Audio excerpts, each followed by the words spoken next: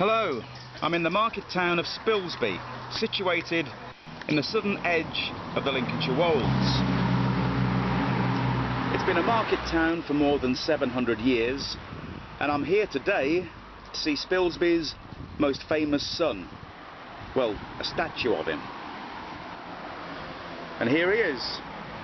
It reads, Sir John Franklin, discoverer of the North West Passage, born at Spilsby, April 1786, died in the Arctic region 1847. Sir John was the fourth of 9 children. He joined the Navy at the age of 14 and he fought in 2 famous naval battles, Copenhagen in 1801 and alongside Nelson at the Battle of Trafalgar in 1805. But he is best remembered for his part in a great maritime disaster. Here is the story in brief.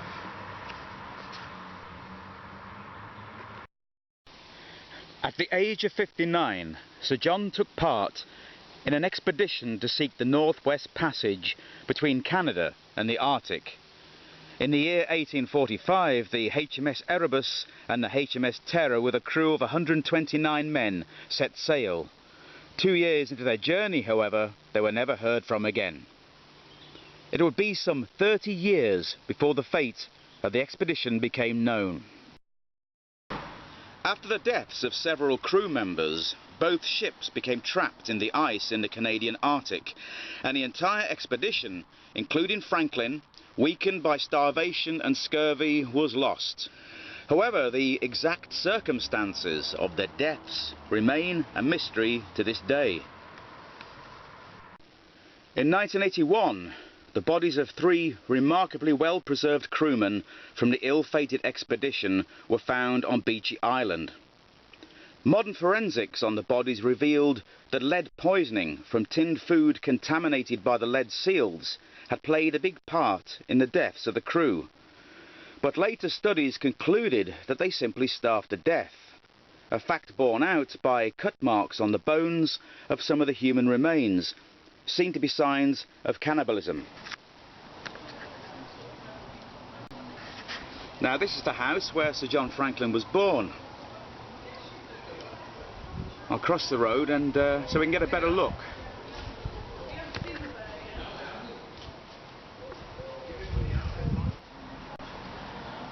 So this was Sir John's childhood home, where as a boy he dreamed of a career at sea, apparently much to the disapproval of his father, who wanted him to join the church. Speaking of the church, I'm going to journey on to Holton Holgate, a small village about a mile or so from Spilsby, where the local church, according to legend, is said to be haunted.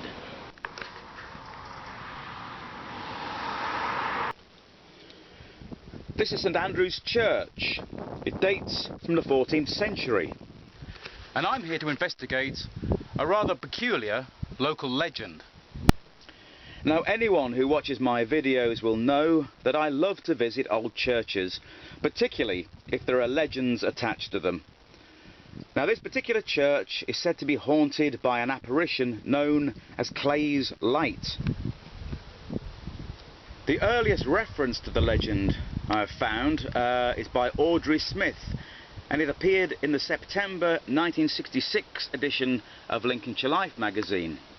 It reads, "In the village of Holton Holgate, a death in the parish has always been foreseen by what has become known as Clay's Light. Thomas Clay was a bachelor and lived by himself in a small tin hut down by the fen, about 1 mile from the church. He was church warden from the years 1658, 1661 and 1662.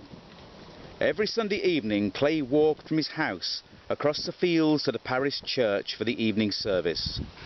He loved this weekly walk, Clay's Walk, and refused to walk by the road to the church. Eventually he died while still holding the office of church warden, and left a will stating that on the day of his funeral he wished the coffin bearers to carry his coffin across the fields on its last journey to the church. He left sufficient money to have this undertaken. However, his wishes were disregarded and he was brought to the church via the road. All went well until the evening of the funeral day. As soon as darkness fell, villagers saw a light travel from Clay's hut across the fields through the churchyard and settle on the church tower. A brilliantly shining light for all to see.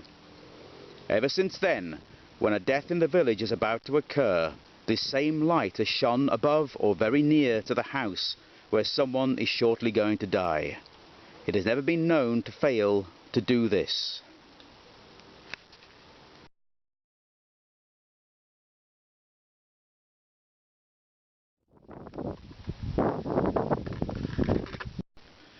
Well, I would have liked to have had a look around the church, but unfortunately it's locked. Now, it's a late summer's evening.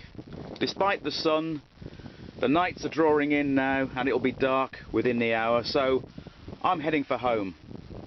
Thanks for joining me, and as always, I hope you will join me again next time. Cheers!